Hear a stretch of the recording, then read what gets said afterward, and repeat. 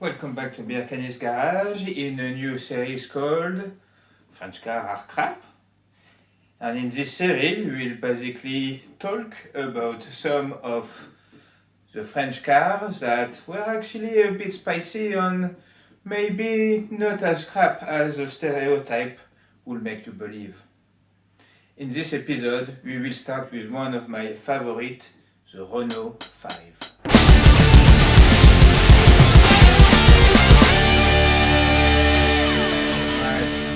Talk about the Renault 5 and we will talk specifically about the spicy version of the Renault 5.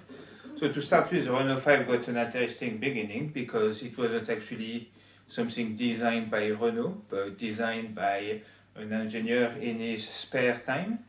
And when Renault actually saw the design, they got convinced to basically go into production and implement the design into one of their vehicles, the Renault 5. It started with the first generation. We'll show you some picture. That generation ran from 1972 to 1985. You could get them from 0.8 800cc engine to a 1400cc engine. Until 1986, it was the most popular car in France. Even today, if you go in France, travel a bit, you will see them everywhere. There is still a lot of them. So you obviously had multiple versions of the Renault 5, different power, different economy, 3-door version, 5-door version. But it's in 1976 that things started to get a bit more exciting when Renault decided to build an hot hatch version of the Renault 5, released 2 months before the Golf GTI, therefore claiming the first hot hatch ever made. Some will argue maybe it's the Simca 1100 Ti that was considered the first hot hatch, but in my book, the first hot hatch is the first hatch car that make a 0 to 60 in less than 10 seconds. Anything above 10 seconds, you're not in a performance vehicle. But you know, Simca was French anyway, so either way, even if you consider Simca first and not the Renault 5 Alpine or Gordini, I think it was called in this country, then you know, it's still the French who got the first hot hatch out there. Not so crap. The Renault 5 Alpine Gordini had obviously more power than the basic one. It supported a 97 brake horsepower engine and was capable of reaching 62 miles per hour in 9.7 seconds. So just under 10. You know, nowadays you wouldn't think, oh, you know, what a hot hatch. You know, you wouldn't really classify you as a hot hatch if the car was basically just doing barely under sub 10. And the reason it was actually called Renault 5 Gordini here is because I think Chrysler was using Alpine for something else in the UK, so that's why there is a difference. But in France it was very much known as the Renault 5 Alpine, just like in many other countries.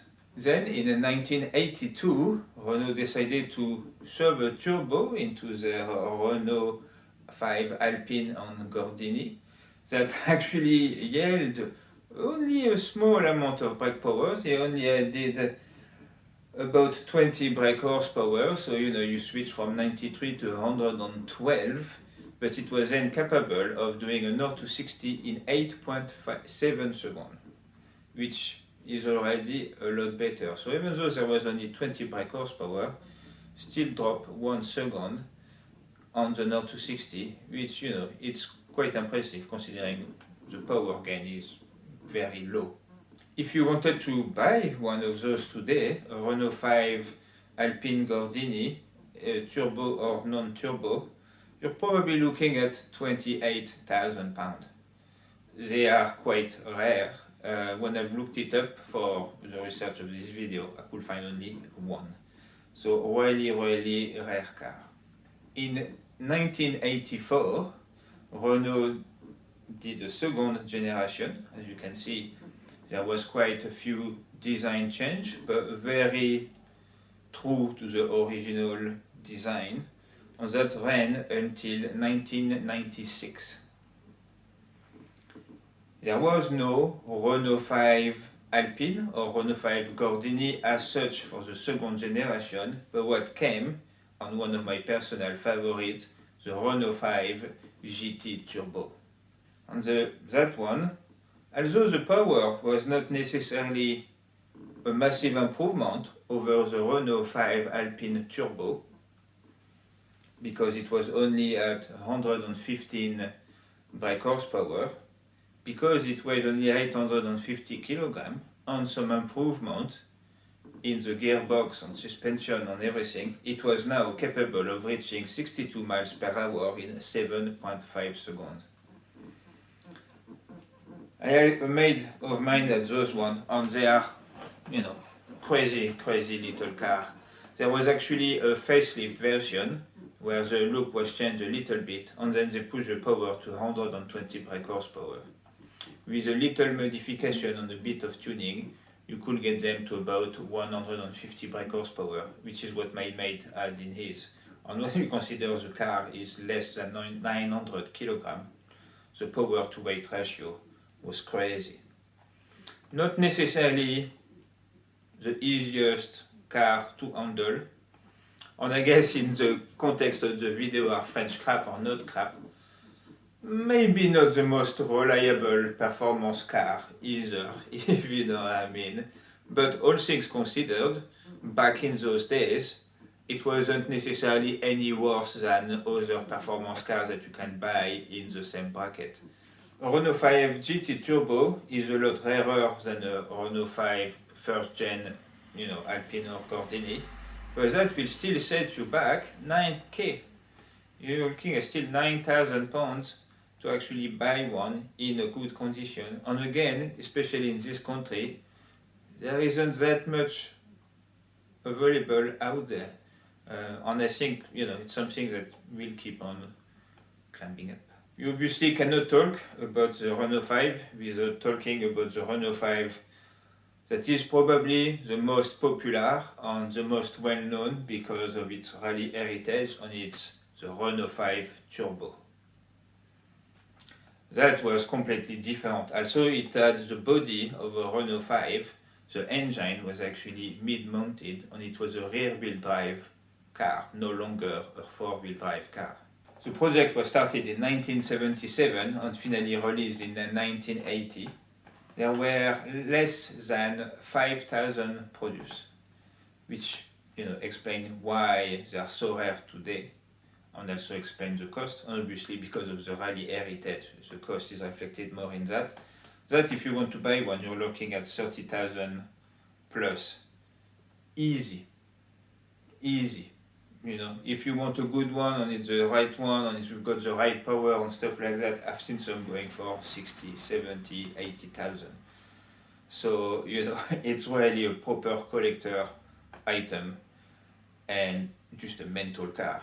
And if you just talk about power, the first iteration was 160 brake horsepower, which, rear wheel drive in a car that is sub 900 kilograms, it's basically an MX-5 with a small turbo, so you can realize what a handful, it would be. Pretty goddamn fun, I reckon.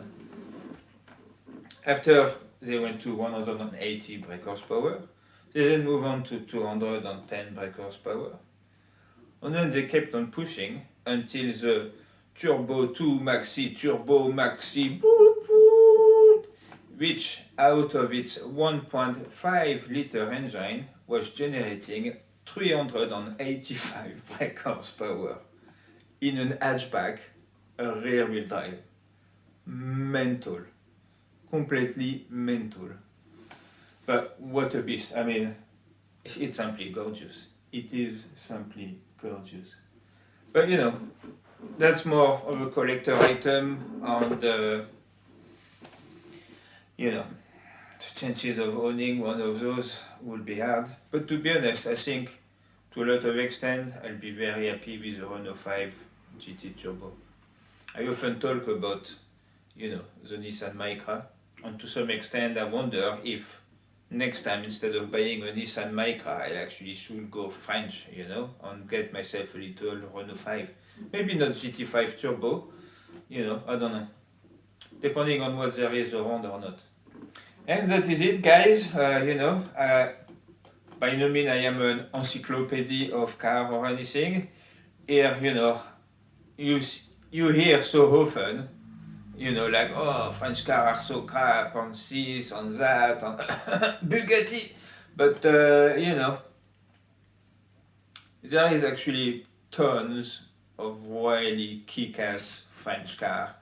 And, you know, the goal of the series is not to give you all of the details about them, but maybe allow you to discover some cars that you haven't really heard of, but I've actually seen around me growing up in France. And yeah, I just think it would be quite interesting. And that's pretty much it for this one, guys. I will keep doing some episodes. I've already got a long list of French cars I would love to talk about. Next, we might actually stay in the hatchback and do a little episode about the Peugeot 205. Anyway, if you want to see more and you're not subscribed, subscribe. If you're already subscribed, give us a like, give us a comment, give us a feedback on the video. Do you want some of those? Do you not want some of those? And all that jazz. And I will see you in the next one.